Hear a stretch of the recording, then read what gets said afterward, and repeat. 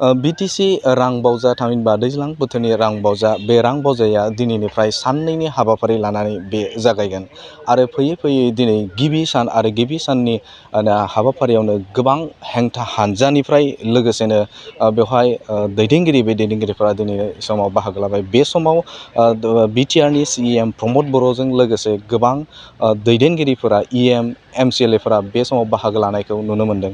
बे समाव मोनसे बाथ्राखौ साननो गोनांदि बेवहाय BTCनि बारग' चिफ हाग्रामा महिलारि बे हाग्रामा महिलारिया बे देग्लायनि जे रां बावजा बे रां बावजायाव बाहागो लागोन ना लाया बे समाव दासिमबो रोखा जायाखै। नाथाय BPFनि गोबां दैदेनगिरिफोरा MCLAफोरा बे समाव बाहागो लानायखौ नुनो मोन्दों। बे समाव नोंथांमोन बड'लेण्ड बुब्लिनि गेजेरजों गिबि नैबे दैज्लां बोथोरनि रां बावजा बे रां बावजानि गोबां फोरमायथिखौ नोंथांमोननि गेजेराव बड'लेण्ड बुब्लिनि गेजेरजों नैबे समाव फोरमायबाय। नैबे समाव नैबेयाव रां बावजाया 10 रिंगा जानाय लोगो लोगोनो बेवहाय बे रां बावजाया जागायगोन आरो BTC सेक्रेटारियेट जे बानजाय सेक्रेटारियेटआव बे साननैनि हाबाफारि लाना थामहिनबा 4 आरो 5 नैबे एप्रिलाव बे रां बावजाया जागायगोन आरो बेवहाय BPFनि गोबां दैदेनगिरिफोर थामहिनबा हेंथा हान्जानि दैदेनगिरिफोर MCLAफोर बिथांमोनखौबो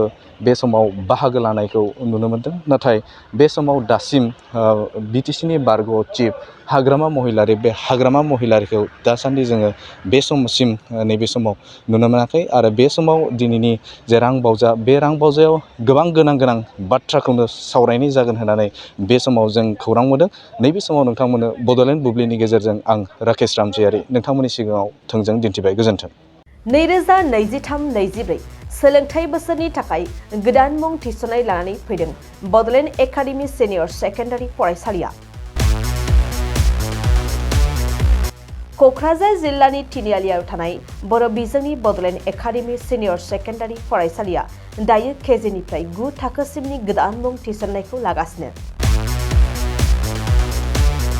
बड'लेण्ड एकाडेमि सिनियर सेकेन्डारि फरायसालियाव गुन गोनां सोलोंथाइ होनायजों लोगोसेयैनो नोंथांमोना बे फरायसालियाव थानाय जानायनि हस्टेल खाबुखौ मोननो हागोन।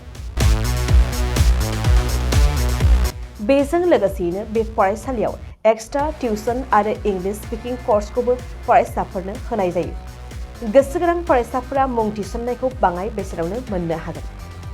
बेनिखायनो बड'लेण्ड एकाडेमि सिनियर सेकेन्डारि फरायसालियाव फरायसा एबा नोंथांमोनहा मुं थिसननायनि बागै मिन्थिनोब्ला नैबे मबाइल नम्बर 9101488399 नङाब्ला थोंजों फरायसालियाव थांनानै खौरां लाहैनो हागोन।